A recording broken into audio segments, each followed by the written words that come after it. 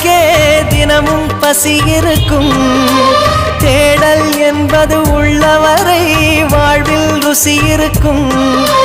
பாடல் போல தேடல் கூட ஒரு சுகமே. இசை பாடி வரும் இளம் காற்றுக்கு உருவமில்லை.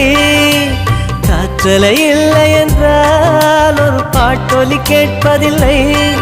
ஒரு காலம் வருகையில் உள்ளம் கொள்ளை போகுதே. ஆனால் காற்றின் முகவரி கண்கள் அறிவதில்லையே. இந்த வாழ்க்கையே ஒரு தேடல் தான். அதை தேடி தேடி தேடும் மனது தொலைகிறதே. இசை பாடி வரும் இளம் காற்றுக்கு உருவமில்லை.